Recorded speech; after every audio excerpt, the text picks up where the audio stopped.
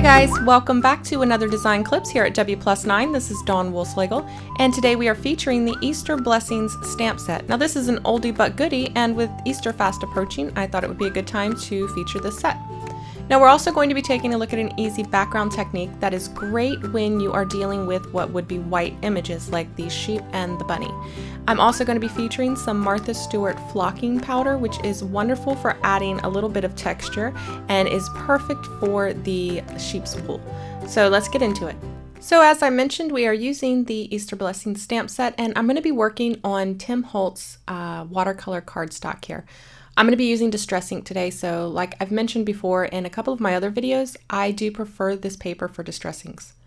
I'm going to be stamping this in our pure color dye ink in black, and that's because this is a waterproof ink, so if I get water on it, it's not going to bleed or smear on my project. I'm going to be stamping an all over background pattern, so I like to start with my largest elements first, and that is the sheep and the bunny here. And I like to stamp them in odd numbers and in a triangular formation or pattern.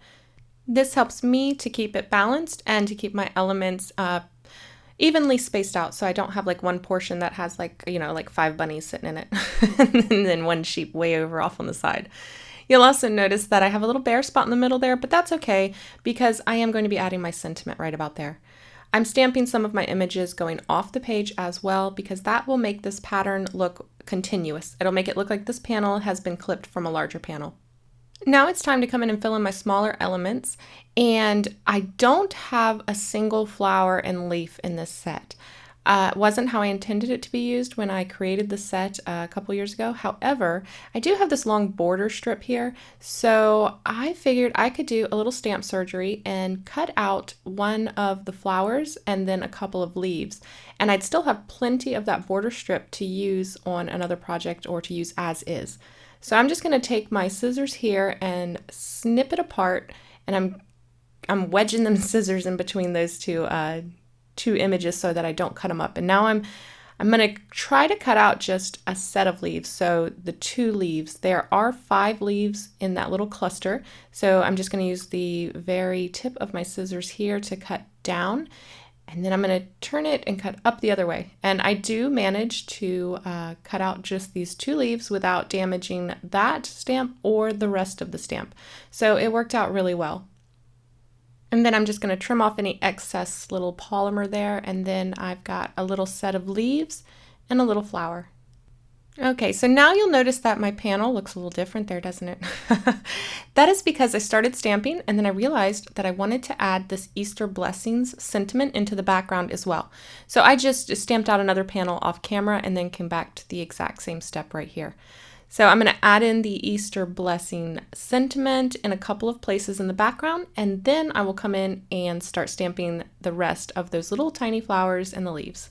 Just filling in any little bare spots that are left. And then I'm going to come in and we're going to start coloring the background. Now I'm using shaded lilac here to color in the entire background, and I'm going to go around all of the images. So I've got a number 6 Ranger brush here. This comes in their multi-pack, a paper towel, and some not so clean water. It tints it a little pink, but it'll be fine. So I've squished out the Distress ink onto a clear, this is a stamp pocket that I've just slipped a piece of typing paper into, or copy paper I guess it would be. And now, like I said, I'm just going to go cover the whole background, making my way around every image. And the amount of variation that you have in the color in the background is really up to you. You can try to make this look like one flat wash, but it's going to be pretty difficult to work fast enough where the edges don't dry up on you, because if the edges dry when you come back, this Distress ink, it's either going to A, cause a bloom, or B, give you a hard line. So I would not worry about it. I didn't worry about it. You'll be able to see hard lines in the background. It's really not a big deal. The coloring that we'll be doing on the rest of the images is going to be quite crude anyway, so it all looks fine together. However, if you prefer a more solid background, I taught a technique in online card classes with Copic airbrushing, and that gives you a beautiful solid background, and that's something you may want to take a look at. Alright, with the background all done, it's time to start painting our images. I'm going to create my palette here by smushing each of my inks onto it. So I started with the sponge sugared, and now I am using some weathered wood, a little bit of scattered straw, and then twisted citron. So I'm going to smush these out onto my mat, and then I will switch to a smaller number 2 round. This is again from that same Ranger multi-pack, and I'll start coloring in my image. I'm going to use this weathered wood as my shadow color. It's a nice blue-gray color, so it's kind of perfect. And I am, like I said, very crudely adding a little indication of shadow here. I used the same weathered wood on the bunny, and then just a heavier concentration on the sheep's hooves, and now I'm using that scattered straw to fill in my flowers. Now I want to add a little bit of pink to the bunny's ears, and also to their cheeks as well as the sheep's cheeks. And then a little bit of that twisted citron for the leaves. Again, just slapping that color on, nothing special.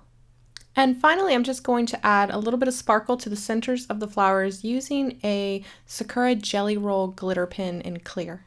And while that dries, I'll just die cut the rest of the pieces for my card. And then we will come in and add our flocking. This is going to add a lot of texture and just a little bit of sparkle. So using our gift card layers die, I die cut the background. It cuts it to 4 1/4 by 5.5 inches and then adds this cute little stitching detail to the edges. And then I used a littler rectangle here to die cut a piece to do my stamping on.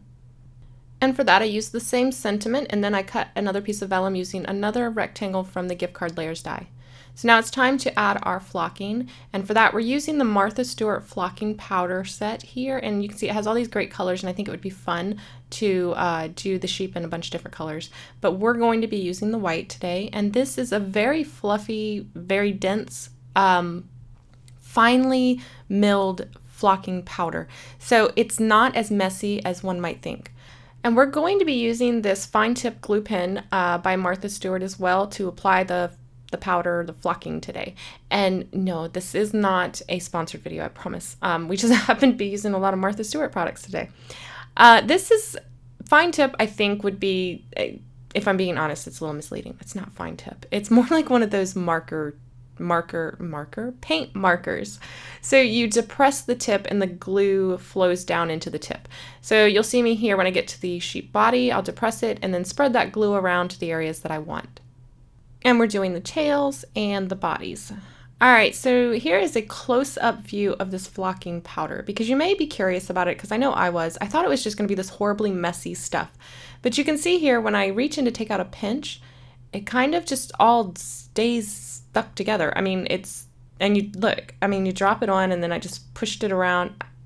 I don't know why I was so afraid of this stuff. I thought it was going to be horribly messy. And honestly, it's not. It's less messy than glitter. So I'm just going to drop that onto the areas that I've applied the glue, and then I'm just going to push it into place. And once I push it into place, all of that flocking powder is going to grab onto that glue, and it is surprising, again, how little fallout you have from this stuff. I'm actually really happy with it. Can you tell?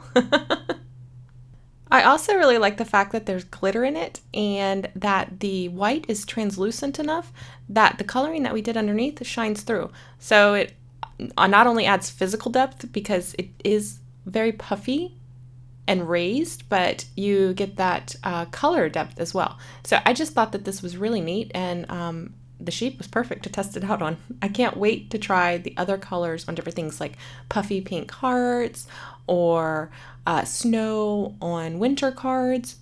Yeah, I've got quite a few ideas that I'd like to use this with now. And to finish off the card, I just adhered everything together. I added a little gold, or I'm sorry, silver. I can't tell the difference between gold and silver now, apparently. A little silver thread along with some pretty pink posh sequins in the sugar plum mix. And then just adhered that to a standard A2 card base. And you can see here that there's like no shedding. It just all stays on. I'm amazed. I'm amazed. So while I was at it, I also made another card here, and this uses all the same elements pretty much, except for I used the circle from our Love Mom Layers die to die cut a circle out of that gift card layers die, and then just did some stamping and added a banner using our banner trio die.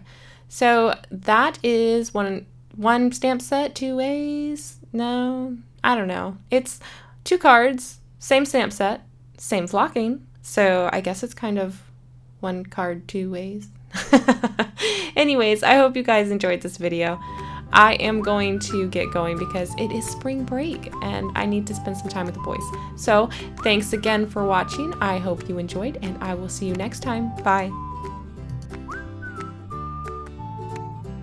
I've also picked out a few other videos that you might like to check out, so if you would, just go ahead and click on those now.